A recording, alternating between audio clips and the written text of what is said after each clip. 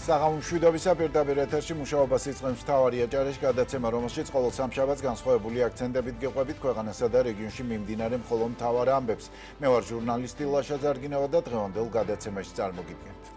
მელია სააკაშვილის მორიგი დაპირისპირება, როგორ აისახება ოპოზიციის ლიდერების ციხის კედლებში მიმდინარე მწვავე პოლემიკა, პოლიტიკური კოალიციებისა და მომავალი არჩევნების პერსპექტივებზე და დაასრულებს თუ არა ოპოზიციის ლიდერებს შორის მიმდინარე დაპირისპირებები მათი ერთიანობის იდეას. პარლამენტის თავმჯდომარე ონლაინ მედიების წინააღმდეგ შალვა პაპუაშვილი მედიებს სისხლის სამართლის დანაშაულში ადანაშაულებს და მათ პასუხისმგებლობაზე საუბრობს. საქართველოს ხელისუფლების ქმედებები ბოლო 1 წლის განმავლობაში მედიებთან მიმართებით კრიტიკულად ფასდება საერთაშორისო ორგანიზაცია რეპორტიორების საზღვრებ გარეშეს მიერ. არაბული ინვესტიცია კვლავ მწვავე საზოგადოებრივი განსჯისა და პოლიტიკური დაპირისპირების საგანია. რატომ არ საჯაროვდება მთავრობასა და დეველოპერულ კომპანიას შორის გაფორმებული ხელშეკრულება და რეალურად რა დგას უცხოური პროექტის უკან. განსხვავებული შეფასებები და მოლოდინები პოლიტიკურ პარტიებში. მხოლოდ მთავარი და მნიშვნელოვანი გადაცემაში მთავარი აჯარაში. არა ახალია რომ უკანასკნელი პერიოდის განმავლობაში პოლიტიკური ველიდან მუდმივად გვესმის განცხადებები, რომელთა მთავარი თემა არა ხელისუფლების კრიტიკა, არამედ ოპოზიციურ სპექტრში არსებული შიდა კონფლიქტია. ქართული ოპოზიცია, რომელიც წესით უნდა იყოს ერთიანი ფრონტის წარმოდგენილი მმართველი გუნდის წინააღმდეგ, ფაქტობრივად მუდმივი პერსონალური და იდეოლოგიური განხეთქილების რეჟიმში იმყოფება. ეს დაპირისპირება სცილდება უბრალო პარტიულ უთანხმოებას, სერიოზულ გავლენას ახდენს პოლიტიკურ პროცესებზე და ქმნის ოპოზიციის ეფექტურობის კრიზისს, რაც თვალშისაცემია და რასაც არც ოპოზიციაში მალავენ. მორიგი დაპირისპირების მოწმე გუშინ გავხდით კოალიცია ცვლილებებისთვის ერთ-ერთი ლიდერი პატიმრობაში მყოფი ნიკა მელია აცხადებს, რომ მტკიცე ნერვების შემთხვევაში გამარჯვება გარდაუვალი იქნება მისი თქმით ქართული ოცნების, რომელსაც რეჟიმად მოიხსენიებს მიზანი ადამიანების გატეხა. ამის შესახებ ნიკა მელიამ განცხადება თბილისის საქალაქო სასამართლოში გამართულ სხდომაზე გააკეთა. როგორც იცით, მას ბრალდებული სტატუსი აქვს მოსამართლე ირაკლი შვანგირაძისთვის წყლის შესხმის გამო. ნიკა მელიამ ამავე სხდომაზე ისაუბრა სამომავლო თანამშრომლობაზე ყოფილ თანაგუნდელთან, საქართველოს მესამე პრეზიდენტ მიხეილ სააკაშვილთან, რომელიც მასავით ციხეშია. როგორც ის ამბობს, სააკაშვილმა მას ივანიშვილზე გაყიდული და გარიგებული უწოდა, რის გამოც ის ამბობს, რომ ასეთ ადამიანთან ერთ სივრცეში ვერ იქნება. მელია ამბობს, რომ ბევრი აქვს სათქმელი კონკრეტული ფაქტები, თუმცა თავს იკავებს მისივე თქმით, მას ნიკა მელიას ასეთი ბრალმდებლის გვერდში 1 ჰექტარზეც კი ვერ ნახავთ. როგორც დღის მეორე ნახევარში გახდა ცნობილი, ნიკა მელიას მწვავე განცხადებას, რომლითაც მან 1 ჰექტარზეც კი უარი თქვა. ყოფილ თანაგუნდელთან თანამშრომლობაზე მიხეილ სააკაშვილის საპასუხო განცხადება მოყვა. ეს განცხადება, რომელიც ასევე ციხის კედლებიდან გაკეთდა, ცვლის ნარატივს, მაგრამ არ ხსნის არსებულ კრიზისს.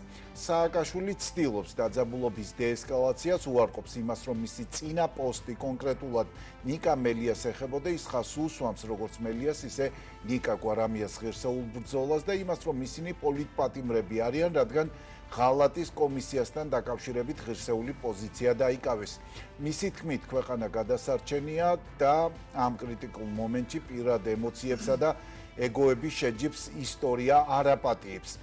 ამ და სხვა მიმდინარე პოლიტიკურ თემებზე ვისაუბრებთ სტუდიის სტუმრებთან ერთად. გიორგი ჩხაიძე, ერთიანობა ნაციონალური მოძრაობის აჭარის ახალგაზრდული ორგანიზაციის წევრი თავმჯდომარე და ლევან გორგილაძე, კოალიცია ცვლილებებისთვის პარტია ახალი ახალგაზრდული ორგანიზაციის წევრი არის ჩვენი სტუმარი. მოგესალმებით.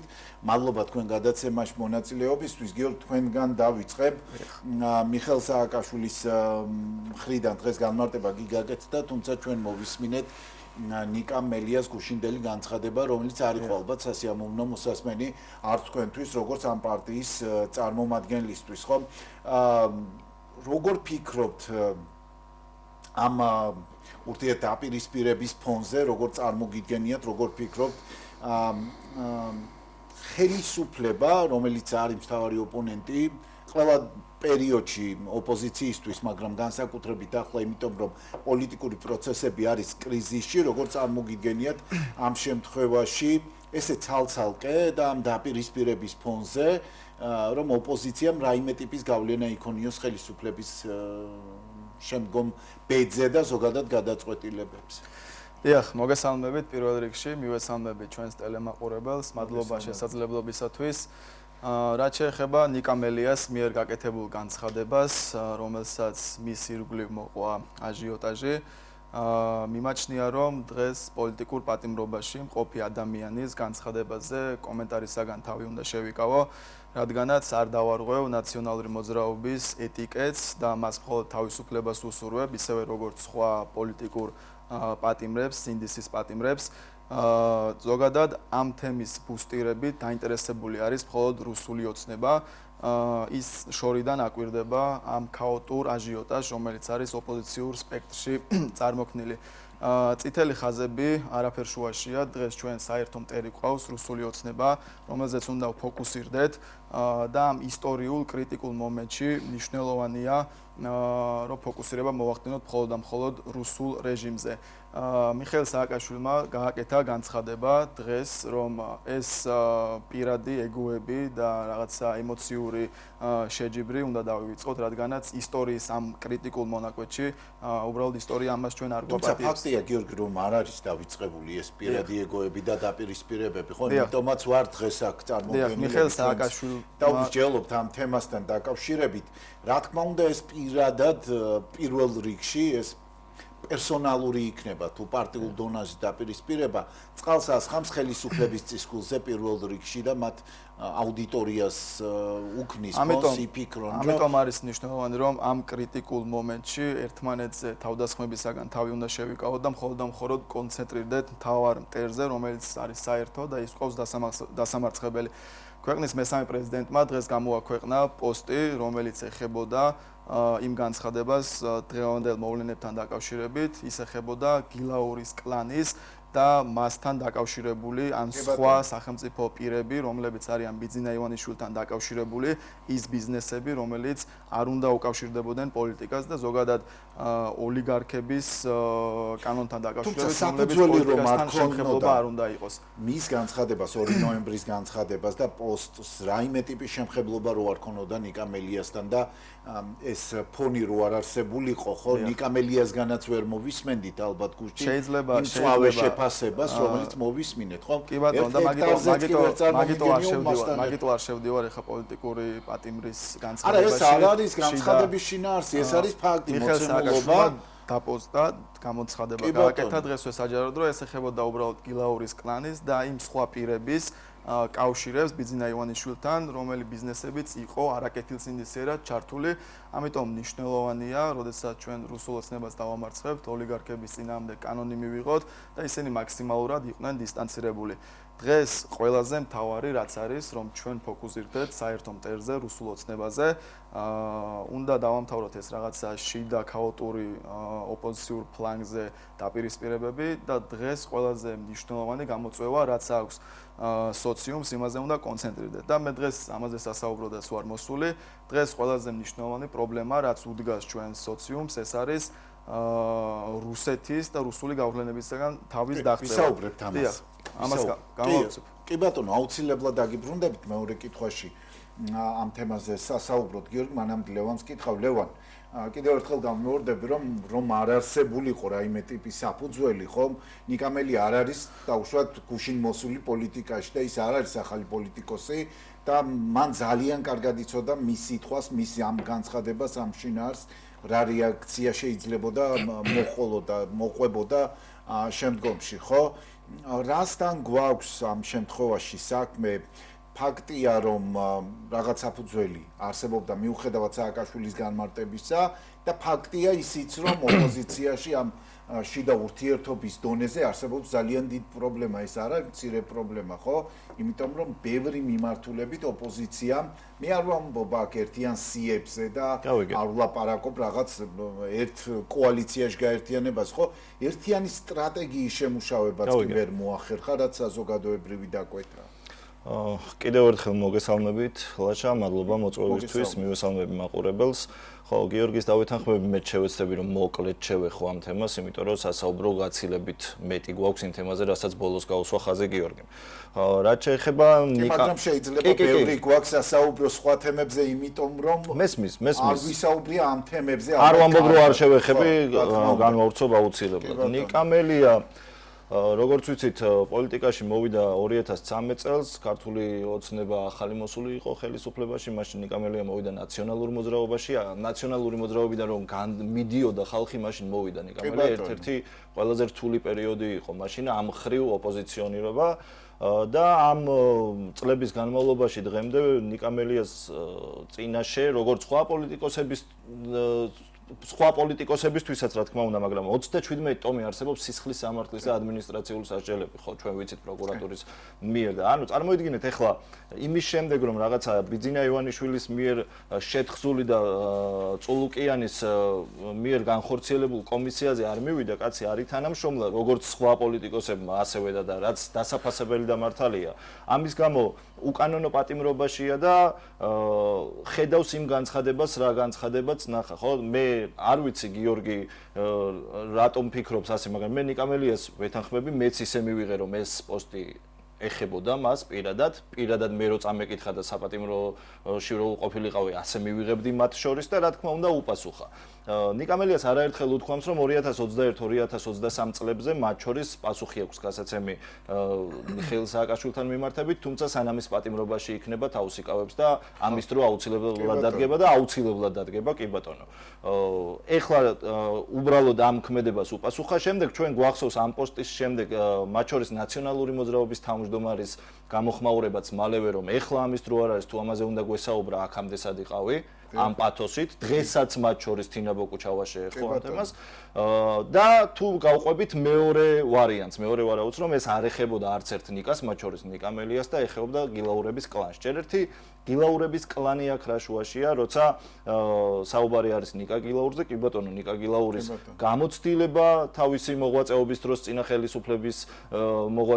წინა ხელისუფლების დროს გულისხმობ მოღვაწეობის თავისი გამოცდილება ხედვა მნიშვნელოვანი იყო ჩვენთან რომ რაღაცა შემოგვეტანა და შერწყმა მომხდარიყო, ეს ერთი. მეორე, როცა რაღაცა დაფინანსებაზე მიდის აპელირება მათ შორის სამწუხაროდ ოპოზიციის მხრიდან, რა ვიცი, 21 საუკუნეში ვართ და ხელმისაწვდომია ყველაფერი და ყველა კარგად იცის როგორ უნდა გაარკვიოს, როგორ ფინანსდებოდა ისა რა ქვია, კოალიცია ცვლილებისთვის ამ შემთხვევაში და პარტია ახალი, ხო? სააკაშვილის აგრესია და ზოგადად აგრესია ნიკა გილაურთან მიმართებით წამოვიდა მას შემდეგ, რაც ბიზნესმენების ლობირების თემა გახდა, რა ვიცი, გამოიტანა გილაურების და არა გილაურის, ხო, გვესმის. ესეც კარგად უნდა გვესმოდეს, მათ შორის რამდენიმე თვის წინ პოსტები გვახსოვს გილაურზე დადებით კონტექსტში. თუმცა მალევე შეიცვალა, როგორც ხდება ხოლმე. ხო, როგორც ხდება ხოლმე. ამიტომ რაღაცა თანმიმდევრულობასთან დაკავშირებით ერთ ვარიანტშიც პრობლემა გვაქვს და მეორე ვარიანტშიც, თუმცა როგორც გითხარით, ნიკამელიას პოზიციაც ეს არის, რომ უფრო მსხვილ კონტექსტში ამაზე საუბრის დრო აუცილებლად დადგება, დღეს ორივე იმყოფება საპატიმროში და კიდევაც მელია. კი ბატონო, ორივე ამას ამბობდა ყოველთვის, რაც კონკრეტული ფაქტები. კი ბატონო. ამაზე სასაუბრო დრო გვექნება აუცილებლად დარწმუნებული ვარ ძალიან მალე, იმიტომ რომ თავარ მოთხოვნაზე უნდა ვკონცენტრირდეთ ახლა და იმ შედეგზე უნდა გავიდეთ, რაც ყველასთვის აუცილებელია. ერთიანი სია რო ახსენე ლაშა, ხო, ერთიან სიაზე კი არა ასაუბარია. რაღაცა ჰექტარი ეს, რაღაცა პირობითი 1 ჰექტარი ეს პირობითი ნათქვამი იყო, რა თქმა უნდა, თორე ხვალ მე და გიორგით შევხვდებით აქციაზე და მელია და სააკაშვილი რო გარეთ იყვნენ და ამის შესაძლებლობა ჰქონდეთ, რაღაცა ერთ ფრონტზე აუცილებლად აღმოჩნდებიან ამ პრობლემა არის ალბათ ისიც, რომ ხშირად პარტიები ვერ ახერხებენ, მე არ ვსაუბრობ კონკრეტულად თქვენს პარტიებს, ვერ ახერხებენ რაღაც ანალიზის გაკეთებას საზოგადოებრივ დაკვეთასთან მიმართებით. ხშირ შემთხვევაში ეს საზოგადოებრივი დაკვეთა ბევრი წელია გვესმის ჩვენ კოალიციურ მთავრობასთან მიმართებით არსებობს ასეთი, ხო? მაგრამ თუ გადავხედავთ ოპოზიციურ სპექტრს და იქ მიმდინარე ამ დუღილს ურთიერთდაპირისპირებას, ხო, იმის პარალელურად, რომ ისინი ხელისუფლებასთან არიან ოპონირების რეჟიმში, ხო, გიორგი? როგორ წარმოგიდგენიათ მაშინ ამ ოპოზიციური პარტიების თანამშრომლობა, იგივე კოალიციური მთავრობის ფორმირება. როგორ წარმოგიდგენიათ ამ დიდ ბრძოლაში ამ ასე წარმოდგენილი ოპოზიციის წარმატება არ ვიცი რომ ის თემა რომ ამოვწუროთ საბოლოოდ ორივე ადამიანი იმყოფება პოლიტიკურ პატიმრობაში და რა თქმა უნდა იქნება დრო, როდესაც ფართო კონტექსტში ჩვენ ამ ყველაფერს განვიხილავთ რა და როგორ არის, მაგრამ საერთო ჯამში ყველაზე მნიშვნელოვანი, რაზეც უნდა კონცენტრირდეთ, კიდევ ერთხელ გავიმეორებ, ეს არის საერთო ბრძოლა რუსული რეჟიმის წინააღმდეგ და ამ ბრძოლაში უპირობოდ ერთიანობას ალტერნატივა არ აქვს. სწორედ ვარდების რევოლუციაც იყო განსხვავებულ ლიდერთა ერთობა, რომელმაც მოიტანა გამარჯვება. უპირობო ერთიანობაში მოიაზრება ის განსხვავებული ლიდერები, იმ განსხვავებული აზრების თანაარსებობა, რომლითაც შესაძლებელია მხოლოდ და მხოლოდ გამარჯვების მოპოვება. ამიტომ კონცენტრირება მხოლოდ საერთო მტრის დასამარცხებლად იქნება ყველაზე მნიშვნელოვანი, რომელიც დღეს და როგორ წარმოგიდგენიათ ეს ერთო მე ყოველთვის ვამბობ ხოლმე და რაღაცა არ ვიცი რატომ მაქვს პრეტენზია როგორც ხელისუფლებასთან კონკრეტულ თემებთან მიმართებით, ისე ოპოზიციასთან. სულ ვამბობ ხოლმე ბოლო ერთი წლის განმავლობაში რომ ოპოზიციის ეს დაქსაქსულობა აჩენს განცდას, რომ ოპოზიცია ასეთ სუსტი ბოლო ათწლეულების განმავლობაში არ გვახსოვს ადამიან მე ერთი ამომრჩეველი რიგითი რომ ვარ უფრო მეც ვითხოვ ოპოზიციისგან, ვითხოვ რომ მას რაიმე ტიპის გავლენა კონდეს ხელისუფლებაზე, რომელიც ახლა განულებულია, ხო? დიახ, დღეს საქართველოს მესამე პრეზიდენტმაც ამ ამბავთან დაკავშირებით გამოუხმაურა ამ ამბავს და ყველაზე მნიშვნელოვანი იყო ის, რომ პირადი ემოციების და ეგოების შეჯიბრი უნდა დავასრულოთ. დღეს საქართველოში ქართველ ხალხს, სოციუმს აქვს მნიშვნელოვანი გამოწვევა რუსული რეჟიმის სახით, რომელიც არის ჩვენთვის ძალიან დიდი პრობლემა. დღეს საქართველოში ყველამ კარგად იცის, რომ არსებობს რუსული რეჟიმი, მაგრამ ადამიანებს არ სჯერათ ამ ქვეყანაში რუსეთის დამარცხებით. მე მინდა მცირე ისტორიული ექსკურსი გავაკეთო, თუ როგორ არის შესაძლებელი ჩვენისთანა მცირე და პატარა ერების მხრიდან ასეთი რუსული რეჟიმის და რუსული სისტემის დამარცხების. იგივე მაგალითი არსებობს ესტონეთში 1918-20 წლებში, როდესაც მათ დაამარცხეს რუსეთი, ასევე არსებობს ფინეთის მაგალითი, არსებობს პოლონეთის მაგალითი. დღეს ჩვენ თუ ჩავიხედებით გეოპოლიტიკურ რუკაზე, სომხეთმაც გააძევა რუსული გავლენები, აზერბაიჯანმაც, მათ შორის რუსეთი გაიქცა ასადის რეჟიმით სირიაში და ყველაზე მნიშვნელოვანი ჩვენს უნდა ვირწმუნოთ, რომ ამის გაკეთების საშუალება ჩვენ გვაქვს. ამიტომ ალტერნატივა არის ერთადერთი ერთიანობა, რომელიც პოლიტიკურმა პარტიებმა უნდა დაასრულონ ამაში საზოგადოება. დიახ, და სწორედ ამ რწმენით არის შესაძლებელი მხოლოდ და მხოლოდ გამარჯვების მოგონია, რომ ამომრჩეველსა და პარტიებს შორის ეს ხაზი რაღაც დობის და ურთიერთდიალოგის აზრების გაცვლის ხაზი რაღაც დაკარგული ეს ძაფი გაწყდა თუ ამიტომ ოპოზიციურ ფალანგზე ეს ქაოტური დაქსაქსულობა და ერთმანეთს დაპირისპირება ყველაზე დიდი შეცდომა იქნება ამ კრიტიკულ მომენტში და ყველაზე მნიშვნელოვანი კიდევ ერთხელ გამიმეორდები რომ უნდა ვკონცენტრირდეთ ჩვენ საერთო მტერზე რომელიც თვალნათელია და უნდა ვიყოთ ამაზე ფოკუსირებული მხოლოდ კი ბატონო ნიკა ისევ რომ მიუბრუნდეთ ლევან ნიკაზე უნდა მეკითხა, ნიკა მელიამ გუშინ ახსენა თავის ამავე სხდომაზე, სასამართლოს სხდომაზე ისაუბრა იმასთან დაკავშირებით, რომ მტკიცე ნერვების შემთხვევაში გამარჯვება გარდაუვალი არისო, ესე მოკლედ შეაჯამა რაღაც დასახა ეს ფორმულა, მოკლედ ოპოზიციის გამარჯვების და ზოგადად კრიტიკულად განწყობილი საზოგადოების განწყობა, ხო? მაგრამ პოლიტიკა არის მოითხოვს პრაგმატიზმს და ცოტა პრაგმატულად თუ შევხედავთ ამ ყველაფერს, ხო? თუ გამორიცხავ თანამშრომლობას ერთ-ერთ დიდ მოთამაშესთან, ნაციონალურ მოძრაობასთან გუშინდელ განცხადებას არ გულისხმობ მხოლოდ და დღეს მიხეილ სააკაშვილის გაკეთებულ განცხადებას, ხო? ზოგადად ეს ჯაჭვი პროცესების თუ გადავხედავთ ოპოზიციის თანამშრომლობის ამ პერსპექტივას არ იძლევა, რომ სამომავლოდ რაიმე ტიპის თანამშრომლობა შეიძლება გამოიკვეთოს, ხო? როგორ ხედავთ ამ პირობებში, როდესაც საერთაშორისო ორგანიზაციების ჩვენი პარტნიორების მხრიდან გაკეთებული განცხადებების და მოწოდებების მიუხედავად ხელისუფლება მაინც იღებს იმ კანონებს, რომელიც მას უნდა, გაამკაცრა ეს კანონები, არაერთი ადამიანია საპატიმროებში, ხო, და გრძელდება კვლავ ეს პროცესები. მაშინ, როდესაც ოპოზიციის ძალიან დიდი ნაწილი აღმოჩნდა მიღმა როგორც საკანონმდებლო ორგანოების, საჯარო უმაღლესი საბჭოს და პარლამენტის ისე საკრებულოების მიღმა, ხო? აი, ბევრი მიმართულებით არის რაღაც წვეტა, ხო?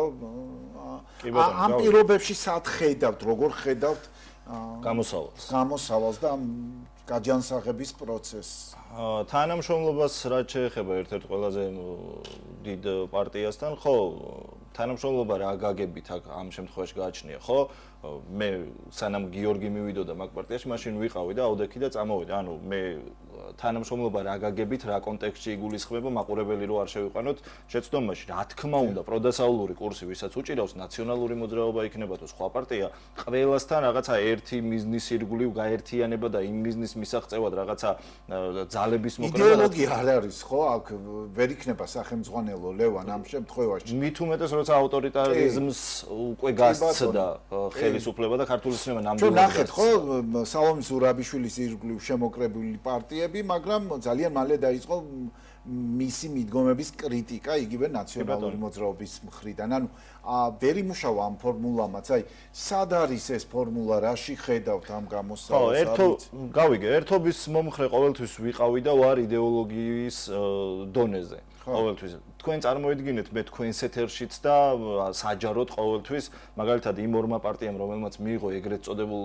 ადგილობრივ არჩევნებში შესვლის გადაწყვეტილება და ირიბად ლეგიტიმაციის მინიჭება ქართულ ოცნებაზე იქაც კი იმდენად მკაფიოდ ვაკრიტიკებდი მათ დღეს მაინც ერთ-ერთს მაინც ხედავ რომ შანსი აქვს და მინდა რომ გამოიყენონ ერთ-ერთს ოღონდ რომელიც პარლამენტში შევიდა გახარიას პარტიას გულისხმობ ჩემი აზრით აქ ყველაფერი დასრულდა თუმცა სამწუხაროდ ამ შემთხვევაში მეორე სუბიექტი ლელო არაფერს არ აკეთებს ამისთვის ჩემ და გულდას საწყვეტად ვიძახი ამას და რა თქმა უნდა სადაც ლელოზე ამას ვიძახი დღეს რომ მას აქვს შანსი რომ რაღაცა დაბრუნდეს ველზე და არ მყავს ამაში დღესდღეობით ბევრი თანამოაზრე რა თქმა უნდა ნაცმოძრაობაზე ლაპარაკით ზედმეტია ხო ანუ არ უღალატია ამ შემთხვევაში იმ პრინციპებისთვის და არჩევნებში არ შესრულა ეგრეთ წოდებულში ამიტომ როცა 28 ნოემბრის შემდეგ კობახიძის განცხადების შემდეგ გამოვიარეთ ამდენი რამ თუმცა მანამდეც ძალიან ბევრი 28 ნოემბერი გქონდა ხო რა ვიცი თითები არ გვეყოფა რო ჩამოთვალოთ რუსული კანონი, მეორე დაინიცირებული რუსული კანონი, გავრილოვის ღამე,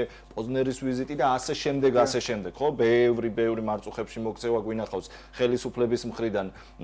თუმცა რაღაცნაირად მოვედით აქამდე 28 ნოემბრის განცხადების შემდეგ გამოვიარეთ ურთულესი დღეები, მცირე დაკავებები ადგილობრივ დონეზეც, მზიამაღლობელი გვყავს, რომელსაც მალე გათავისუფლებას უსურვებ, როგორც ყველა პოლიტპატიმარს გვყავს უამრავი პოლიტპატიმარი და აქამდე მოვედით.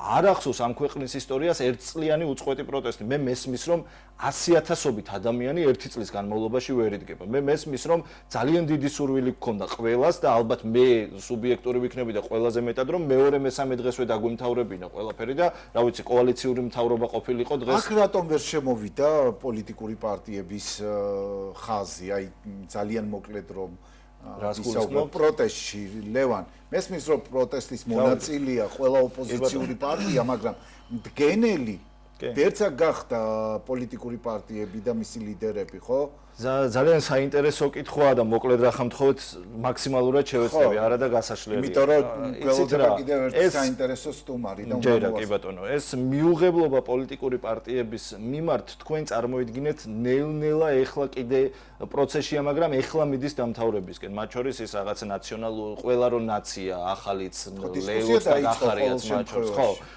ეს იმ 28 ნოემბრის განცხადების შემდეგ კობახიძის მიერ ამის შემდეგაც კი არსებობდა თქვენ წარმოიდგინეთ და მაქსიმალურად ვფრთხილობდით და ვცდილობდით ადგილზე აქ ჩვენ კიდე არ გქონდა იმდენ პრობლემა თუმცა ლიდერები მათ შორის ნიკამელია ძალიან თავშეკავებული და პრაგმატულია ამ ხრივ რახან დღეს ბევრი ვისაუბრეთ მასზე ამიტომ გავუსვი ახლა ხაზი თუმცა მგონი სადღაც დასასრულისკენ მიდის ფინიშისკენ მაგრამ ნახეთ ავტორიტარიზმი და დიქტატურა იქამდე მიდის რომ უკვე სადაც დროა რომ გამოჩნდეს პოლიტიკური პარტიები, აქ უკვე ნახევრად შეჭმულები ვარ. თუმცა ძალების აღდგენის, მობილიზების დრო ალბათ კიდევ არსებობს, ალბათ კი არა უნდა იარსებობს, რომ გადავრჩეთ, რა თქმა უნდა და თავიდან ბოლომდე ბელორუსიზაციის გზას არ დავადგენ. ამით განსხვავდებით დღეს რეალურად მადლობა და გიორგისაც იგივეს ვკითხავ და უნდა დავასრულოთ მოკლედ, თუ შეიძლება გიორგი, ამ განახლების რა რესურსს ხედავთ ახლა ოპოზიციურ პარტიებს, მათ შორის უწყვეტი პროტესტი ახსენა ლევანმა და მეც უნდა მეკითხა ამასთან დაკავშირებით.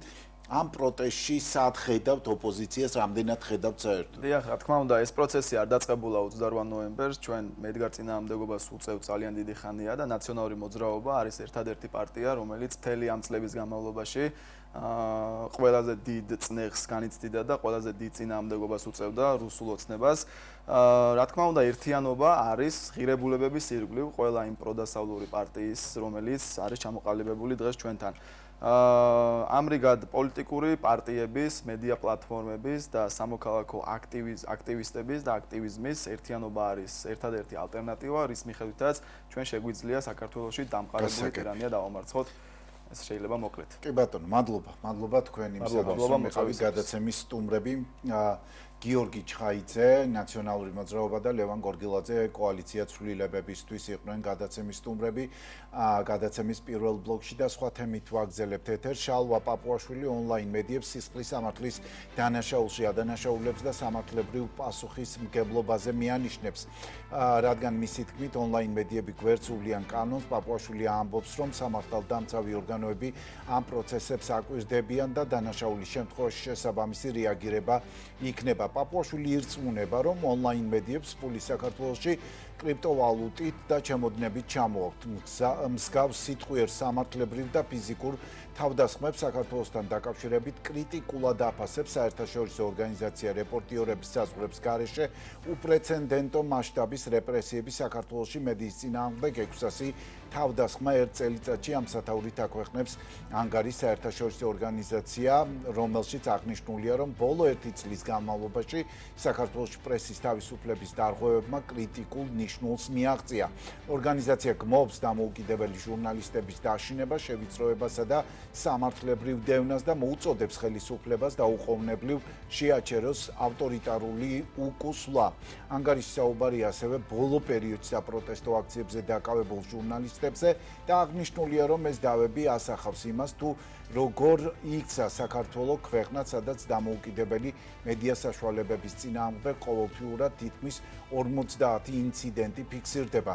ანგარიში საუბარია საქართველოს მედიის მიზან მიმართულ მოგუდვაზე. როგორც დოკუმენტში აღნიშნული, ქართულმა ოცნებამ ბოლო 1 წლის განმავლობაში დააჩქარა პრესის თავისუფლების შემსხვედავი კანონების მიღება, რომლებიც დიდწილად რუსეთში გამოყენებული პრაქტიკით არის შთაგონებული. თბილისის საქალაქო სასამართლომ კი შეწყვიტა საქმის წარმოება, რომლის ფარგლებში ბათუმელებისა და ნეტგაზეთის დამფუძნებელი სახაროვის პრემიის მფლობელი პატიმრობაში მყოფი მზია ამაღლობელი ირაკლი კობახიძისგან ცრუ ბრალდებების უარყოფას ითხოვდა. გადაწყვეტილება გუშინ 24 ნოემბერს საქმის ფარგლებში გამართულ პირველივე სხდომაზე მიიღო სამოქალაქო საქმეთა კოლეგიის მოსამართლე დავით აკობიძემ. მზია ამაღლობელი სასამართლოსგან ითხოვდა, რომ კობახიძეს უარეყო თავის განცხადებები, რომელიც მან სატელევიზიო ეთერებით გააკეთა. მედიასთან დაკავშირებულ თემებზე ვისაუბრებ პირდაპირ ჩართვის რეჟიმში. ბათუმელების ჟურნალისტი ჯაბა ანანიძე უპასუხებს ჩემს კითხვებს. ჯაბა, მოგესალმები, მადლობა შენი დროისთვის. მოგესალმები ლაშა. მადლობა თქვენ რომ აშუქებთ ისევ მედიის საკითხებს. მადლობა თქვენ პირველ რიგში იმისათვის, რასაც აკეთებთ თქვენი საქმიანობით და მადლობა იმისთვის, რომ ხართ ჩვენი ეთერის სტუმარი. ჯაბა, შალვა პაპუაშვილი პირდაპირ საუბრობს სისხლის სამართლის დანაშაულზე და ფულის კრიპტოვალუტითა და ჩემოდნებით შემოტანაზე, რასაც მისი თქმით სამართლებრივი ორგანოები აკვირდებიან. თქვენი გამოცემების დამფუძნებელი მზია ამაღლობელის საქმეზე კი სასამართლომ წარმოება შეწყვიტა გუშინ კობახიძის წინააღმდეგ, ამაზე ვისაუბრებ მონოლოგში. რა ფორმით აისახება მსგავსი სიტყვიერი და სამართლებრივი ზეწოლა კრიტიკული მედიების ყოველდღიურ სარედაქციო მუშაობაზე და თავდაცვის რა მექანიზმი არსებობს ამ პირობებში ასეთი მედიებისთვის თქვენი დაკვირვებით? მოგეთ ეს არის იგივე სერიის გაგრძელება, რასაც ჩვენ არაერთხელ გვინახავს ოცნების მმართველობის პერიოდში. მათ შორის ის შემთხვევაც, რაც თქვენ ახსენებთ თქვენ შესავალ სიტყვაში, რომ თბილისის საქალაქო სასამართლომ არც კი განიხილა მზია ამაღლობელის სარჩელი ირაკლი კობახიძის წინააღმდეგ. ესეც იყო ერთ-ერთი მორიგი თავდასხმა დამოუკიდებელი ჟურნალისტის და დამოუკიდებელი მედიის წინააღმდეგ, როცა მან პირდაპირ ყოველგვარი მტკიცებულებების გარეშე და ზედმეტ ჩვენ ვიცით, რომ ადამიანის დამნაშავე დაწყებებს მხოლოდ სასამართლო, ხო არც დანაშაულს პრეზიდენტია. და ამ დროს ოცნების პრემიერი პირდაპირ გრალსდებდა მზიან მაღლობელს, ამიტომ რომ ის მოქმედებდა დაკვეთით და ამ პროდუქციის აგენტურა რაღაც დავალებას აძლევდა. ასე მნიშვნელოვანია, რომ ამოიღეს კიდევ მზიან მაღლობელის მობილური ტელეფონი გაუმძიებლებმა და დაახლოებით 8 თვის განმავლობაში იქებდებოდნენ ექცებდნენ შეიძლება ითქვას deep state მზიან მაღლობელის მობილურ ტელეფონში, მაგრამ ვერანაირი deep state და ვერანაირი ინფორმაცია რაც ხდებოდა გამოძიებისთვის საინტერესო, გამოძიებამ ვერ იმოვა მზიან მაღლობელის მობილურ ტელეფონში. ესეც არის კიდევ ერთი ნათელი გამოხატულება თავად მათივე შეტანებული ექსპერტიზის დასკვნით, რომ deep state-ი ვერ იპოვეს, ისე როგორც მზიან მაღლობელის მობილურ ტელეფონში, ასევე იმ кейსებში, რადგან არის ახლა ლაპარაკი და რადგან ლაპარაკობს იგივე პაპუაიშვილი, როცა ყოველგვარი მტკიცებულების გარეშე ისევ ვცდილობს რომ როგორმე დისკრეტაცია მოახდინოს კრიტიკული მედიის, რომელიც ლაპარაკობს პრობლემებზე. წლების განმავლობაში აქტიურად ფორმით ვცდილობს ოცნების მთავრობა რომ გააშაოს შეიძლება ითქვას მედია და ჟურნალისტები ქვეყანაში, მაგრამ ამას ვერ ახერხებს ქართული ოცნება, მაგრამ ჯერა ასევე ძალიან მტკიცებდა რომ ამას ისე ვერ შეძლებს ქართული ოცნების ანტიკონსტიტუციური და ანლეგიტიმური მთავრობა. კი ბატონო, შესაბამისად, ჯაბა. მაგალითად გამოკითხები ხალხთან როგორც სოფლებში, ასევე ქალაქში და ქუჩებში ვეკითხების სხვა პრობლემებზე მოქალაქეებს, მე ძალიან სამხრად და მკაფიოდ ხედავ, როგორ ხედავენ მოქალაქეები პარტნიორად სწორედ კრიტიკულ მედიას. მათ შორის ჩემი საკითხი როცა ხედავენ, ისინი მუდმივად სწორედ აფიქსირებენ იმას, რომ აი რომ არა ჟურნალისტები და რომ არა მედია ჩვენი წევრი ბიუროკრატიულ უარეს მდგომარეობაში. ძალიან საინტერესო გამოკითხვები გაგვჭირდა მეც. რეალობას, რომელშიც ჩვენი ქვეყანა არის და თქვენ თავდაცვა ახსენეთ და თავდაცვის ყველაზე ეფექტური გზა სწორედ ეს არის, რომ ჩვენ ვხედავთ საზოგადოება როგორც პარტნიორს და ეს გვისავს სწორედ ჩვენ როგორც კრიტიკულ მედიას, რომლის განადგურებასაც აქტიური მეთოდებით ცდილობს ოცნების მთავრობა. ამაში ახალი არაფერი არ არის. ამას პაპუაშვილი დააკეთებს კობახიძე თუ პეტრე თუ პავლე ერთი სახელი აქვს ამაში ფიზინა რუსული მოდელი თავდაცვა ვახსენე ჯაბა იმიტომაც რომ მექანიზმი ფაქტობრივად აღარ დარჩა მედიას რითაც თავს დაიცავს იმ აგრესიისგან ფიზიკური მათ შორის აგრესიისგან რომელსაც აწყდებიან ჩვენი კოლეგები ველზე მუშაობის დროს ხო არაერთი ასეთი აგრესიული ფაქტი გვინახავს რომელიც მოხდა რეპორტიორების საზღვრებს გარეშე საუბრობს საქართველოში უპრეცედენტო მასშტაბის რეპრესიებზე და 600-მდე თავდასხმა ერთ წელიწადში როგორც დამოუკიდებელი მედია საშუალების წარმომადგენელი რომელთა ყველაზე მწვავე საფრთხე ამჟამად თქვენი კოლეგებისა და არის ეს საფრთხე ხილული თქვენს მიმართ თქვენი მედიის მიმართ თქვენი კოლეგების მიმართ ჩვენი კოლეგების მიმართ სამართლებრივი დევნა მზიასი მათ შორის თუ რუსულად სახელდებული კანონების მიღების შემდეგ გაჩენილი ეს საფრთხეები ხო და ზოგადად როგორ შეიძლება რას ნიშნავს თქვენთვის როდესაც ხელისუფლება ასეთი მძიმე საერთაშორისო კრიტიკა რომელიც გვესმის ჩვენ მედიასთან მიმართები და მით უმეტეს ისეთი ორგანიზაცია როგორიც არის რეპორტიორები საზღვრებს გარეშე და ამ კრიტიკაზე ამ მოწოდებებზე არ რეაგირებს არ აქვს არანაირი რეაქცია რას ნიშნავს ეს ხელისუფლებისთვის პირველ რიგში ეს იქნება საინტერესო თქვენი შეფასებით ხო, მოგეთ მნიშვნელოვანია, როცა ესეთი ავტორიტეტული და პრესტიჟული საერთაშორისო ორგანიზაცია, როგორც არის რეპორტიორების საზღვრებს გარეშე, აქვეყნებს ამ შეფასებას, მას აქვს ძალიან მკაფიო შეფასება ყველა ამ შემთხვევაზე და დღეს ძალიან მკაფიოდ ჩანს ყველასთვის მთელი მსოფლიოსთვის ის რაც ხდება საქართველოში და მედია არის აქ ერთგვარი სიმბოლო, ისე როგორც მზიამაღლობელი თავის მხრივ არის ერთგვარი სიმბოლო თუ რა მდგომარეობაშიც არის დღეს წინააღმდეგობა და კრიტიკული მედია ამ ქვეყანაში, ხო? იგივე მზიამაღლობელის წინააღმდეგ ჩვენ ნახეთ პოლიციელების ძალადობაზე იყო იქ საუბარი, ამაზე ელაპარაკა მზიამაღლობელმა თავად სასამართლო პროცესზე. ამ კუთხით დაიწყო მართალია გამოძიება, მაგრამ აქ კი შეუჩერეს თქვა სამსახურებრივი უფლებამოსილება ერეკლ გებოადის, რომელიც იმ დროისთვის ბათუმის პოლიციის უფროსი იყო, საუბარი იყო იმაზე, რომ მან სახეს შეაფრთხა მზიამაღლებელს, ასევე იყო საუბარი ფიზიკურ ძალადობაზე, იმაზე, რომ მას წყლის დალევის საშუალება არ მისცეს. და ჩვენ ნახეთ ასევე პირდაპირ ეთერებში, როგორც როგორ იძალადეს ჟურნალისტებზე, მათ შორის სამართალ დამცველებმა, ხო? რომლებიც სასწაულებრივად გადაურჩნენ სიკვდილს, ხო? ძალიან ძიმე შემთხვევები ვნახეთ ჟურნალისტებზე ფიზიკური თავდასხმის.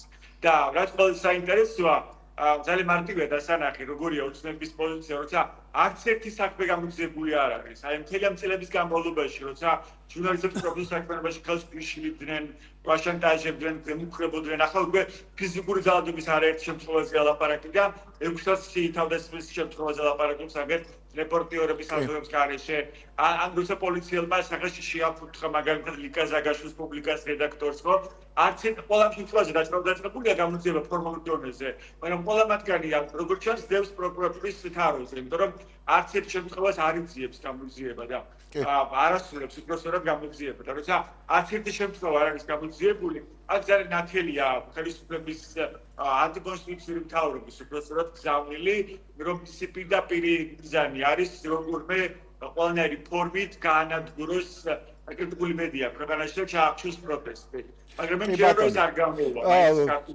კი ბატონო, ჯაბა, თუ ავიღებთ ამ არსებულ მოცემულობას, ხედავ თუ არა გზას ამ წნეხის პირობებში კიდევ მინდა მაინც მიუბრუნდე ამ რა გზას ხედავთ უფრო სწორედ ამ წნეხის პირობებში მუშაობის გაგრძელებისთვის, რაში ხედავთ სამოქალაქო საზოგადოების როლს თქვენს დაცვაში, თქვენ ახსენეთ გამოკითხვები, რომელიც საინტერესო არის, მართლაც ხშირად ვაკვირდები, ვუსმენ თქვენს ვებგვერდზე გამოქვეყნების შემდეგ, ხო? სოლიდარობა, გვერდში დგომა, შემთხვევითი არ არის ამ კონტექსტში ალბათ რომ პროპაგანდამ თვალი დაადგა მაგალითად ერთ-ერთ მასშტაბურ სოლიდურ კამპანიას სინათლე არ უნდა ჩაქრეს, ხო? და ჩვენ ნახეთ ამის შემდეგ მალევე მოყვა დღეს პაპუაშვილის განცხადება, ხო? მათ შორის ლიკა ახსენეთ ზაკაშვილი და პუბლიკასთან დაკავშირებით გამოკვეთილად იყო ის გამოთქმული, ხო? შედარებაც კი გააკეთა მან საერთაშორისო გამჭვირვალობასთან ამ ძალიან კარგი ეთიკური გამოცემის. როგორ ხედავთ ამ პროცესს, ამ სოლიდარობის ნაწილში, რამდენად არის ეს მნიშვნელოვანი საზოგადოების გვერდში დგომა და არ ვიცი, ამ მუშაობის გაგრძელების რა პერსპექტივა შეიძლება არსებობდეს თუ არ იქნება ეს სოლიდარობა. კიდევ ერთხელ განმეორდები, რომ საზოგადოების გვერდში დგომა არის მედიებისთვის გადამწყვეტად მნიშვნელოვანი და ჩვენ გაგვივლია ამ მაუწყებელში მათ შორის ეს პროცესი. ხო, ბუნებრივია, არის სოლიდარობა ის მომენტი, რაც ყველაზე მეტად აშინებს ნებისმიერ პოლიტიკურ ძალას, რომელიც ცდილობს რომ დაამკვიდროს ქვეყანაში ავტორიტარიზმი თუ დიქტატურა. ანუ მიიტაცოს ძალაუფლება და შემდეგ შეინარჩუნოს ეს ძალაუფლება, ბუნებრივია, ამ დროს არ ჭირდება ამ პოლიტიკურ ძალას მიტაცებული ძალაუფლებით ხელში, მუდმივად ვიღაცა აშუქებდეს და ეუბნებოდეს ადამიანებს, საზოგადოებას, აფხიზლებდეს ადამიანებს ამ ინფორმაციით, რომ აი თქვენს მილიონებს ვიღაც ჭამს. ხო, ჩვენ რატომ ვერ გვიტანს სინამდვილეში ოცნების ანტიკონსტიტუციური მთავრობა, ჩვენ ყოველდღიურ რეჟიმში ვამხელთ მათ მიერ ჩადენილ უკანონობებს, ხო, როგორ ექცევიან ადამიანებს, როგორ ძალადობენ, როგორ ითვისებენ ბიუჯეტს, იგივე ის ფაქტები, რაც ლაპარაკობდა კრიტიკული მედია, მათ შორის ჩვენი მედია საშუალება კონკრეტულ კორუფციულ სქემებზე. შემდეგ თავად მათივე გამოძიებამ დაადასტურა ეს, ხო, როცა ერთი კონკრეტული ჯგუფი, ოცნებაში ერთი კონკრეტული კლანი დაწყება, მეორე კლანს დაეჭაფა. შემდეგ ეს თავადაც მოუწიათ ამის აღიარება კონკრეტულ შემთხვევებში. სწორედ ამიტომაც არ უნდათ მათ რომ არსებობდეს კრიტიკული მედია და ამიტომაც ძალიან მნიშვნელოვანია რომ საზოგადოებამ ძალიან დროულად დაინახოს კრიტიკული მედიის კრიტიკული მნიშვნელობა ამ ქვეყანაში, რომ თუ არა კრიტიკული მედია, რომელიც მას ამბავს გააგებინებს, რომ შემდეგ იმუფრებდეს და შესაბამისი ნაბიჯები გადადგას, შეუძლებელი იქნება ისე შემდეგ ბრძოლა თითოეული ჩვენგანის უფლებებისთვის და ამიტომაც არის რომ სოლიდარობა ყველა დროში, ყველა პროფესიაში არის გადამწყვეტი მნიშვნელობის მქონე. და ამიტომაც არის რომ სოლიდარობის გამოხატულება იგივე ეს კამპანია სინათლე და სინათლეს შემთხვევით არ არის აქ დასახელებული, ხო, რომ მედიასთან არ დაკავშირებული პირველ რიგში სინათლე, იმიტომ რომ თუკი აგვეჩნდება ჩვენ გახდება ჩვენს გარშემო რაღაც უძლებებს იგებს თქვენ სასამართლო, ასევე ჩვენ უკვე შეგვიზღუდეს შესვლა და ფოტოს გადაღება თუ ვიდეოს გადაღება, ასევე აუდიოს ჩაწერა. იმიტომ რომ ჩვენ მაგალითად როგორ ცრუ ჩვენებებს აძლევდნენ პოლიციელები სასამართლოს იგივე სიამაღლებელი საქმეზე და როგორ მკაფიოდ ჩანდა, როგორ მკაფიოდ ასანახი იყო ეს მაყურებლისთვის, როცა ადვოკატები როგორ ამხელდნენ სიყალბეში და სიცრუეში, მაგალითად ირაკმდებოდა სტატუსის პოლიციის ყოფილი უფროს, მაგალითად გრიგოლ ბესელიას, რომელიც ახლაც კრიმინალური პოლიციის უფროსის მოადგილეა, პოლიციის მაღალ ჩინოსნებს, როიგრიგ გოჩავანაძე, რომელიც ახლაც პოლიციის მაღალ ჩინოსანია. ამ ავტობის გამოაშორეს მედია იგივე სასამართლოს და ყოველდღე ნებისმიერი ჩვენგანი საქმე იმოხდება სასამართლოში, იქ შეუძლებელი იქნება მედიის შემოღწევა იგივე თქვენს кейსებზე, რომ მედიამ გააშუქოს იგივე უსამართლობა ამ ფოტო გადაიღოს, ამ ვიდეო გადაიღოს და მოყვეს იმ ყველაფრის შესახებ, რაც სასამართლოში ხდება. არა მარტო შეიძლება უკვე იმესია, ეხლა გადასული ოცნების თორბო, რომ აღარ დარჩეს საერთაშორისო ჟურნალისტი, რომელიცაც შეიძლება თქვენი კონკრეტული პრობლემის მე მაყურებელს მიმართ ამ შემთხვევაში უყურებს გააშუქოს ეს ამბები. ამიტომაც რაც უფრო დროულად გამოვხატავთ ჩვენ ამ პროტესტს და სოლიდარობას, რაც უფრო დროულად ჩავკიდებთ ერთმანეთს ხელს და ამოვწდებით ერთმანეთის გვერდით, ეს ბრძოლა იქნება მადლობა ჯაბა. მიყანილი ბოლომდე მე მჯერა რომ ეს ბრძოლა დასრულდება წარმატებით. კი ბატონო, მთავარია გაიაზროს, ამიტომაც იყო შემაჯამებელი კითხვა, ამიტომაც უკავშირდებოდა სოლიდარობის ნაწილს. მე მინდა რომ საზოგადოებამ კარგად გაიაზროს კრიტიკული მედიის არსებობის ფასი და ძალაც და მე დარწმუნებული ვარ რომ სინათლე არ ჩაქრება და აუცილებლად გააგრძელებენ მედიები საქმიანობას ისე როგორც აქამდე საქმიანობდნენ. ჟურნალისტი ჯაბა ანანიძე საუბრობდა ჩვენს ეთერში. მადლობა ჯაბას. მედიის მიმართ მართველი გუნდის დამოკიდებულება იქნება ერთ-ერთი და არა ერთადერთი თემა ჩვენ შემდეგ სტუმართან საუბრისას, საარჩევნო კანონმდებლობაში ცვლილებები, რომლითაც ემიგრანტები ხმის უფლების გარეშე რჩებიან, არაბული ინვესტიცია და მასთან დაკავშირებული კრიტიკული დამოკიდებულება საზოგადოების ნაწილში და სხვა მიმდინარე აქტუალური თემების შესახებ ვისაუბრეთ ცოტნე ანანიძესთან ერთად, რომელიც აჭარის უმაღლესი საბჭოს ადამიანის უფლებათა დაცვის საკითხთა კომიტეტის თავმჯდომარეა. მოგესალმებით ცოტნე, მადლობა გადაცემაში მობრძანებისთვის. მოგესალმებით, მივესალმები ტელეაუდიტორიას, მადლობა მოწვევისთვის. კი ბატონო, დავიწყოთ საუბრობდით მედიის პრობლემებზე, რომელიც იკვეთება საქართველოში და საერთაშორისო ანგარიშზე, მათ შორის რომელიც არის ძალიან მნიშვნელოვანი ორგანიზაცია და აკვირდება მედიის რეპორტერების საზღვრების გარეშე. კი ბატონო, ადგილობრივი მედია აქტიურად საუბრობს ქართული მედია იმასთან დაკავშირებით, რომ განიცდის მუდმივ რეპრესიას, სიტყვიერს და ფიზიკურ თავდასხმებს და ერთ-ერთი ასეთ ფაქტად დასახელდა და უშუალოდ ჩაულა პაპუაშვილის ბრიფინგი, რომელზეც მან ისაუბრა ონლაინ მედიებთან დაკავშირებით, ისაუბრა იმასთან დაკავშირებით, რომ სისხლის სამართლებრივი დანაშაულის კონტექსტში მოიხსენია ეს ონლაინ მედიები, ხომ კრიპტოვალუტით და ჩემოდნით შემოტანილი ფულები, რაც არის მძიმე ბრალდება პრინციპში, რა ვიცი, ჩემოდნებით ვის შემოაქვს ფული ქვეყანაში, არ ვიცი. როგორ აფასებთ ამგვარ რიტორიკას და რა საფუძველი აქვს ამ ბრალდებებს, რომელიც გვესმის და ვხედავთ? კეთილი გასაგებია, ბატონო. თქვენ ადამიანის უფლებათა დაცვის კომიტეტს წარმოადგენთ და ამიტომ სწორედ ამიტომ მინდა შევეხო დღევანდელ დღეს ჩვენი საუბრის დასაწყისში, დღეს არის ქალთა მიმართ ძალადობის აღმოფხრის საერთაშორისო დღე, მართლაც უნიშნელოვანი დღე, უნიშნელოვანი საკითხი გამოწვევა მთელი მსოფლიოსთვის, მათ შორის საქართველოსთვის. გეთანხმებით ამ და ნაწილში. ბოლო წლებში, რა თქმა უნდა, ყველა ორგანიზაციის მხრიდან გარკვეული ტიპის პროგრესია არის აღიარებული საქართველოში, მაგრამ ბუნებრივია რჩება გამოწვევები, როგორც საკანონმდებლო რეგლამენტაციის ნაწილში, ასევე ინსტრუმენტალური დაცვის მექანიზმებში, რაც აუცილებელია ქალთა მიმართ ძალადობის აღმოფხრის თვალსაზრისით, იგივე ის, რომ უკვე მსხვერპლის სტატუსი არ არის შესაბამისი მხარდაჭერის აღმოჩენის ნაწილში, სავარაუდო მსხვერპლისთვის და მასზე დამოკიდებული პიროვნების ადამიანის მიმართ, ეს იქნება შვილი თუ მშობელი ან სხვა ნაწილში, რომელსაც კანონი ითვალისწინებს და ყოველთვის თან ხვდება, მე მგონი, საერთაშორისო გამოცდილებას და პრაქტიკას არის პრევენცია საუკეთესო გზა იმისთვის, რომ შემცირდეს ქალთა მიმართ ძალადობის აღმოფხვრა. ამ თვალსაზრისით ძალიან ბევრი მათ შორის საკვალიფიკაციო გაძლიერების ნაწილში სხვადასხვა სამართალდამცა უწყებებს, როგორც ადგილობრივ, ასევე საერთაშორისო დონეზე ჩაუტარდა სპეციალური სწავლებები, დაინერგა ის მექანიზმები, თუმცა პრობლემა მაინც არსებობს, როგორც თქვენ აღნიშნეთ. კი ბატონო, გამოვლინებებმა კი არ გაიზარდა, ხშირად ამაზე ალბათ თქვენს როგორც ჟურნალისტს გექნებოდათ საუბარი, ბუნებრივია, კი არ გაიზარდა რაოდენობა ქალის მიმართ ძალადობის. საზოგადოებაც თანდათანობით ბუნებრივია ის სტერეოტიპი იმსხრევა პროგრესის თვალსაზრისით საბედნიეროდ.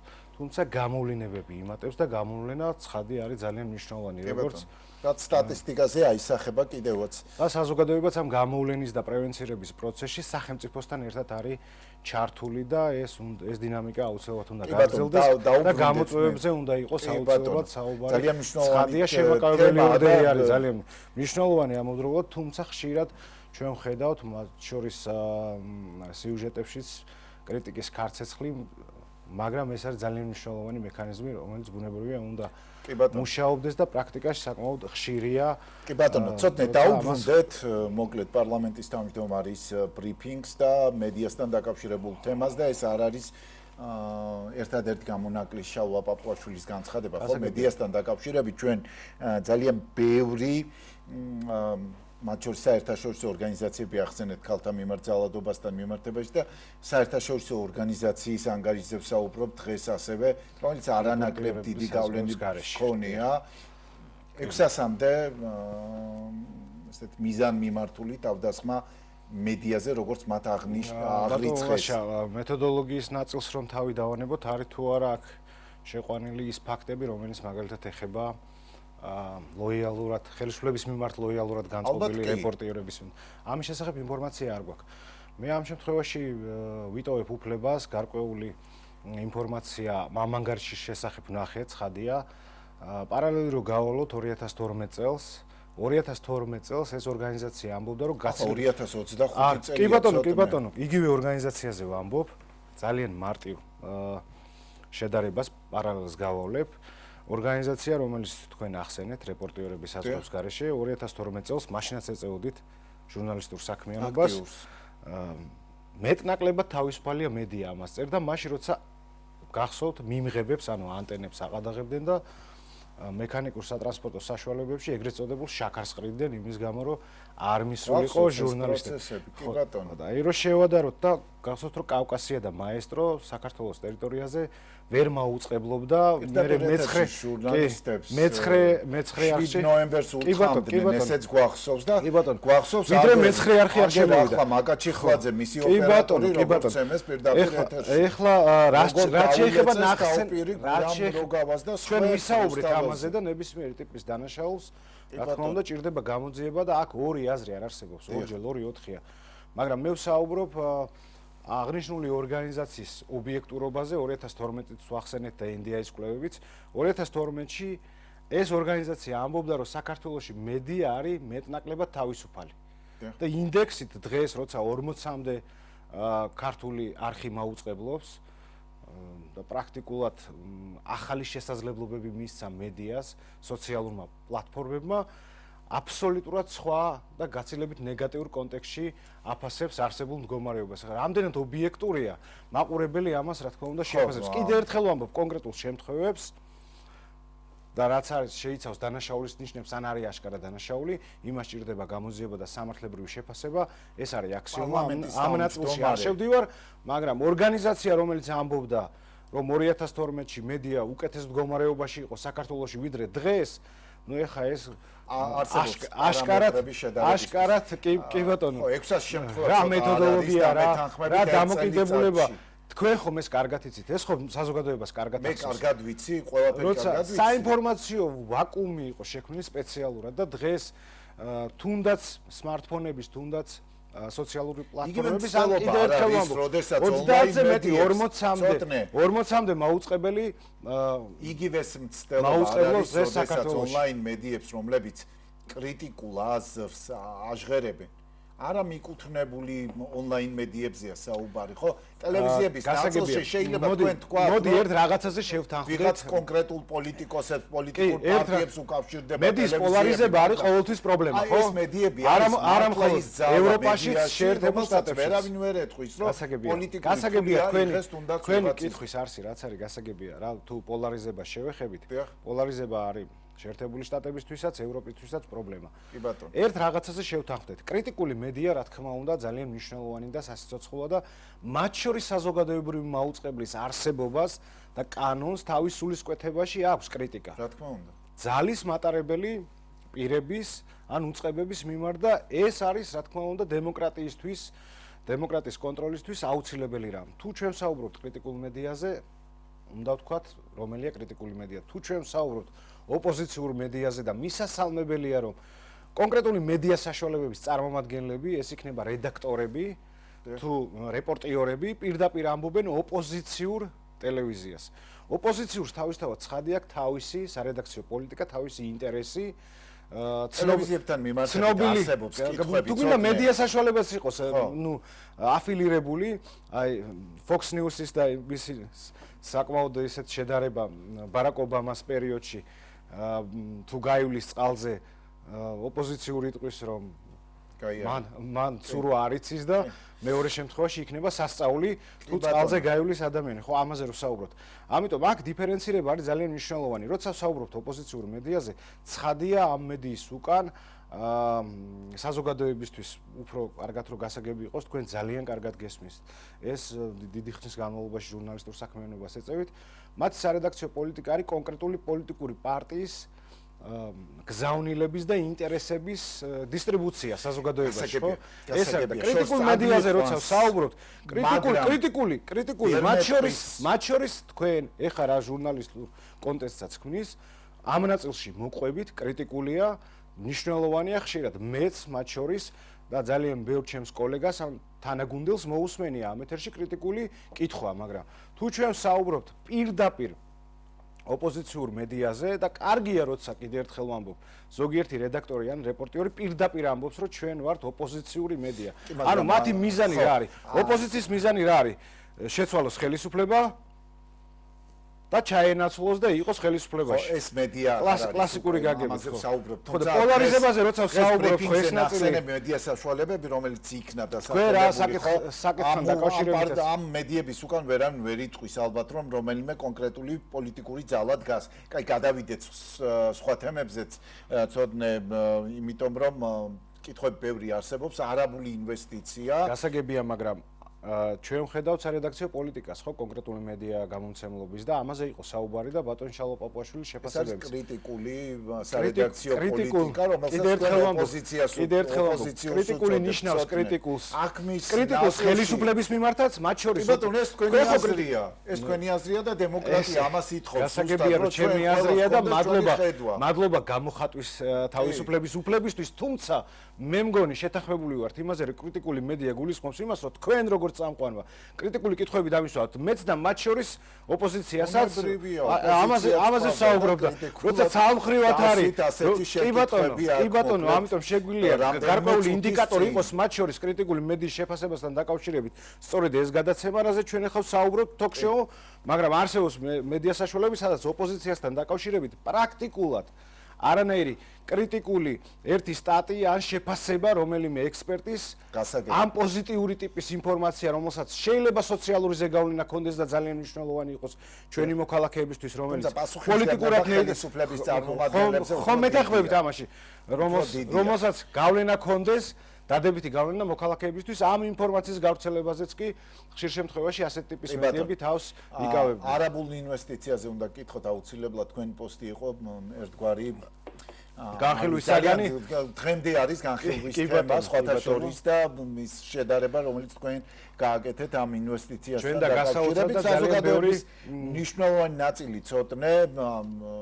მნიშვნელოვან ნაწილში არსებობს კრიტიკული დამოკიდებულება განწყობა ამ ინვესტიციასთან დაკავშირებით გამჭვირვალობასთან და უსაფრთხოების კუთხით ისმება ძალიან ბევრი კითხვა და ბევრი ეჭვი გამოითქმის, ხო?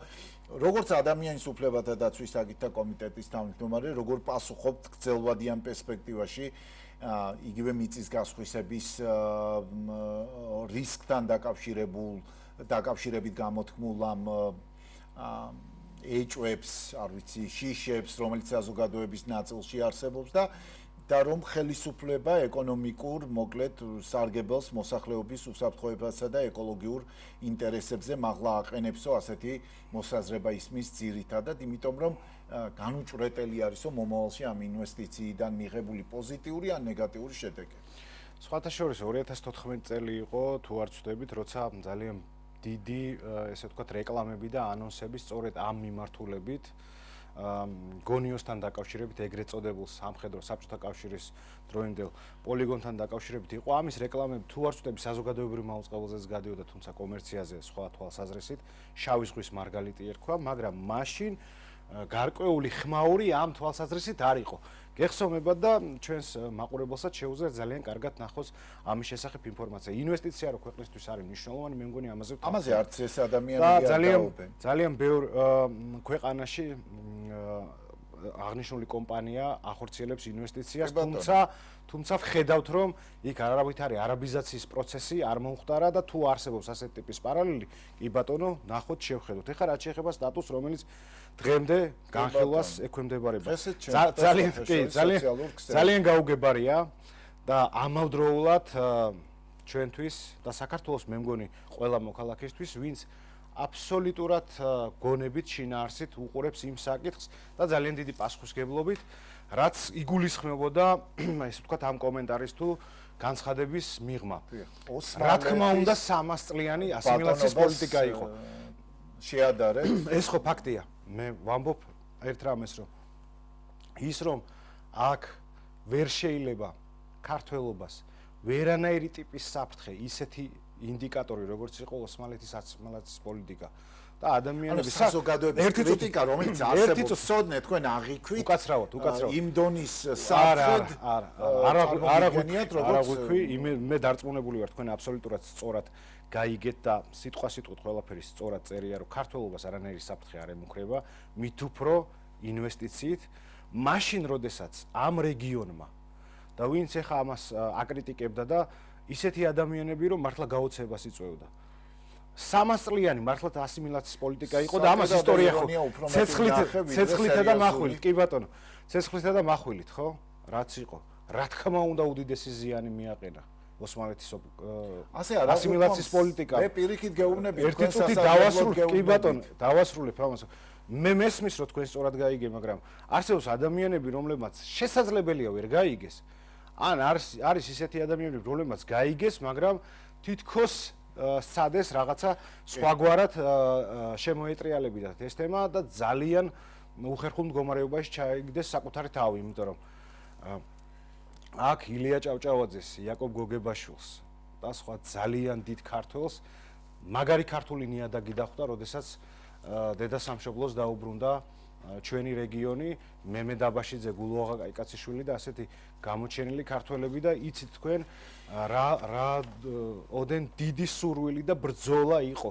მათ შორის ქობულეთის რაზმი, რომელიც დღეს ტელევიზიით ჩვენ გვაქვს.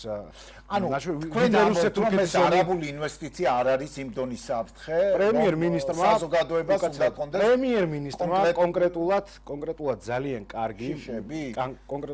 კარგი და მნიშვნელოვანი ინდიკატორები, ციფრები გამოიტანა იმ განხორციელებულ მშენებლობებთან დაკავშირებით, კომერციულ საბინაო ფონდთან დაკავშირებით, რომელიც წლების განმავლობაში ბათუმში, თბილისში, განსაკუთრებით ამ ორ ქალაქში აშენებულა, გაყიდულა და გაცილებით უფრო მეტია ციფრების თვალსაზრისით ის ბინები. თუ არაბიზაცია დგას ამ ყველაფრის უკან, მაშინ რატომ ვერ მოახტინა რაიმე ტიპის ეროვნულ ღირებულებებზე ან ფასეულობებზე ზეგავლენა, ან რატომ არ მოხდა ამ თანხების ჩასხმა, როცა აბსოლუტურად თავისუფალი იყო ამ თვალსაზრისით ბაზარი. ხომ არის ეს კითხვები და კომპანია, რომელსაც ძალიან დიდი, ესე ვთქვათ, საერთაშორისო კონტაქტები აქვს, რომელიც სხვადასხვა ქვეყანაში არის, რამე მოახდინა არაბიზაციასთან დაკავშირებით, რომელიც გამოსაგულებია ალბათ მეტი ინფორმაცია ოპოზიციური, ამიტომაც ჭირდება საზოგადოებას სამჭვირვალობა, ეს ხელშეკრულება რო ღია იყოს მიწასთან დაკავშირებით, რომ საქართველოს რჩება და ამავდროულად საკანონმდებლო ცდილობაზე იყო საუბარი, რომ სამეთვალყურეო საბჭოში იქნება საქართველოს წარმომადგენელი, ესეც რა თქმა უნდა არის ბერკეტი და ინტერპელაციის მეშვეობით იცით რომ საქართველოს პრემიერ-მინისტრი პარლამენტში მიბრძანდება და ყველა კითხვასთან დაკავშირებით იქნება ბუნებრივია ქობულეთს წარმოადგენთ აჭარის უმაღლეს საბჭოში ცოდნე ჩვენ საკანონმდებლო ორგანოში და ქობულეთს წარმოადგენს პარლამენტში გიაჭყონია რომლის კუთვნილი კომპანია 25000 ლარით დაჯარიმდა ბათუმის მერიის მხრიდან უნებართო მშენებლობის გამო. ბოლო დღეებია ასევე ძალიან აქტიურად განიხილება ეს თემა, როგორც მედიის, ისე სოციალური ქსელების მხრიდან. მანამდე 2023 წელსაც დემონტაჟის შესახებ მიიღო გადაწყვეტილება ბათუმის მუნიციპალურმა ინსპექციამ ამ მშენებლობასთან დაკავშირებით, რომელიც შემდგომში სასამართლომ შეაჩერა და ახლა ვხედავთ, რომ ისევ გრძელდება უნებართო მშენებლობის პროცესი. რასთან გვაქვს საქმე? რატომ გიკვირთ ამის შემდეგ, რომ საზოგადოების ნაწილი შერჩევით სამართალზე საუბრობს იგივე. მე მოქალაქეს ლაშა ზარგინავას იგივე რო გამეკეთებინა, მომცემდით, რა ვიცი, მის გუმბათის დადგმის საშუალებას. თქვენ ახსენეთ, რომ მუნიციპალიტეტმა შესაბამისი რეაგირება განახორციელა. 25,000 ლარიანი ჯარიმა. რაც არის შესაბამისად კანონით გათვალისწინებული და მე ამ დეტალებში ბუნებრივია ადმინისტრაციული წარმოების ნაწილში ვერ დაარშევალ არასაკმარისი ინფორმაციის გამო. მე ძალიან კარგად ვიცი და საზოგადოებამაც რომ რეპუტაციულ, საქმიანი რეპუტაციის და სოციალური სოლიდარობის ნაწილში გიაჭყონია არის მისაბაძი ადამიანი ნებისმიერი ბიზნესმენისთვის და ადამიანისთვის. არა მხოლოდ ქობულეთის მუნიციპალიტეტში, არამედ ჩვენს რეგიონში არ არსებობს სოფელი, სადაც რაიმე ტიპის სიკეთე არ ქონდეს განხორციელებული და მისი კომპანია პირველ რიგში არა ბუღალტრული ლოგიკით და ამას ძალიან ბევრი დამეთანხმება. შესაძლებელია თქვენ ჩათვალოთ, რომ სუბიექტური ვარ გიაჭყონიას მიმართ და ვარ, არ უარყოფ, თუმცა არსებობს ობიექტური გარემოებები, ხო? როცა ბუღალტრული ლოგიკა ვახსენეთ ხა, ხო? 200 ლარიან მოგებას ბიზნესმენისთვის, როცა ურჩევნია რომ ნაკლები იყოს, მაგრამ მისი კომპანია იყოს საკმაოდ მაღალი რეპუტაციის მქონე და სადაც გიაჭყონიას კომპანიას განუხორციელებია რაიმე ტიპის სამშენებლო სამუშაოები თუ გზა მაგალითად ნახოთ რეგიონში გავიდეთ ან დაინტერესებული მხარეები რომლებიც ამ კუთხით არიან მოკლედ კრიტიკით ჩართული და რაღაც ერთგვარი ორომტრიალი ატეხეს ამ საკითხთან მიმართებით თუ რამდენად უძლებს წლების განმავლობაში ექსპლუატაციას მე სამშენებლო რეგულაციების თვალსაზრისით და კონკრეტულ ამ кейსზე ბევრი რამ არ ვიცი კიდევ ერთხელ ვამბობ მაგრამ პარლამენტის წელზე ცოტნე რომელიც კანონებს წერს, სადაც არის წარმოდგენილი და ამ კანონების მორჩილებას ვითხოვთ მოქალაქეებისგან, ხო? თუ რაიმე ტიპის რეაგირება იქნება, ან რაიმე ტიპის პასუხისგებლობა იქნება, ასეთ შემთხვევაში გიაჭყონი არ არის ის ადამიანი, რომ თავი აარიდოს. ამას ვამბობ სრული პასუხისგებლობით, რამე თუ ვიცნობ ამ ადამიანს ძალიან კარგად. გარდა ამისა, რაც შეეხება ამ გუმბათს, მხოლოდ ზოგადი ინფორმაცია მაქვს იმის შესახებ, რომ პროექტით იყო რაღაც გათვალისწინებული, რაღაც სვეტით გუმბათი, გიაჭყონიას მხრიდან შერჩევის დიზაინის პროცესში იყო საერთაშორისო გამოცდილების მქონე დიზაინერები ჩართული. ეხლა 300 წლიანი ოსმალეთის ასიმილაციის პოლიტიკის ნაწილში რო არ ჩამითვალოს ვიღაცა მაინც გავშლი, რა თქმა უნდა, სვეტით ცხოველს არ ვადარებ, მაგრამ კონსტანტინე გამსახურდიას ნათქვამის არ იყოს არსაკიძეზე დამინჭირეს, კლავი მომჭრეს, რატომ კარგი აგიგია და ასეთი თემა არის ისგან განსხვავებით მსგავსი სასჯელი გამოიყენოს ჭყონიასთან მიმართებით. მე მგონი ძალიან კარგად ხედავთ და თქვენც გეკნებათ ალბათ ძალიან კარგი აღქმა, ესთეტიური აღქმა და ჩემი აზრით ის რაც განთავსდა აბსოლუტურად მისაღებია და იმ ესთეტიურ ჰარმონიაში ჯდება რაც შეიძლება ახმა მე 2016 წელს დავასრულე ბატონ ცოტნე ბათუმში როდესაც 90 სანტიმეტრი არ მგონი ახმა დაგესრულებინოს და კიდევ ერთხელ ვამბობ სადაც კი ამ ადამიანს გარდა იმისა რომ ქობულეთის მუნიციპალიტეტის ტურისტული პოტენციალისთვის ძალიან ბევრი რამე აქვს გაკეთებული და გააკეთებს კიდევ. მათ შორის საკულტო ნაგებობებთან მიმართებით. ესეც ხო საზოგადოებრივი სიკეთეა. კანონის დარღვევის ლეგიტიმაციის საფუძველი. მე არ ვამბობ რომ ლეგიტიმაციის და ვერც იმას ვიტყვით რომ შერჩევითი სამართალია.